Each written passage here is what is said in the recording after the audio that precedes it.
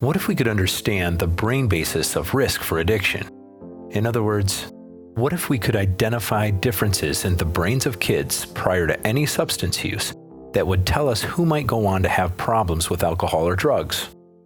Dr. Mary Heitzig, an associate professor at the University of Michigan Addiction Center in the Department of Psychiatry, is engaged in groundbreaking research that could help us do just that. This study is very exciting because it's the first to track brain development in over 11,000 children from across the country. It's the largest long-term study of brain development in the United States. In only its third year, the Adolescent Brain Cognitive Development Study, or ABCD study for short, tracks 9 and 10-year-old kids as they go through adolescence over a 10-year period. And what we're particularly interested in is measuring what we call trajectories of change in the brain that occur during this developmental period as they're transitioning from childhood into becoming independent young adults. It's really important because we know that the brain changes dynamically over time. And these changes are influenced by many factors in our environment. So things that we learn, things that we hear, things that we read, these can all have an impact on the brain over time. And at the same time, the brain controls all of our behaviors. So some experience may actually have positive influences on brain development that may then have a positive impact on a child's outcome. And we really want to learn about those.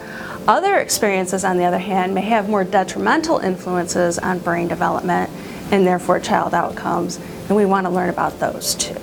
Have you wondered how the increase in screen time that our children are exposed to through video games or social media impact a child's development? How does this affect both their social development and their brain development? And what are the long-term outcomes?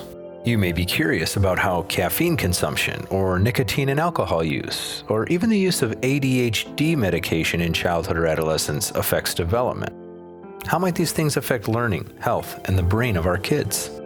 Well, the National Institutes of Health funded the nationwide ABCD study to answer these and many other questions about the developing brain and the many experiences that shape social, emotional, intellectual, and physical growth throughout the teen years.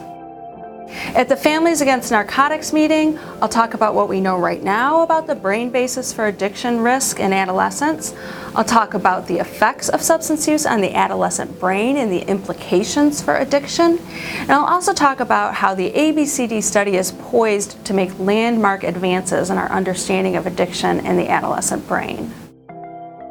Washtenaw FAN Family Forum meetings are held the second Monday of every month. Join us Monday, September 9th from 7 to 8:30 p.m. at the 242 Church located at 648 South Wagner Road in Ann Arbor.